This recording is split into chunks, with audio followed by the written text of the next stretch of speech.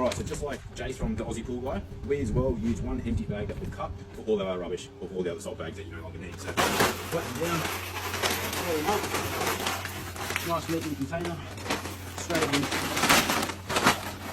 into the bin.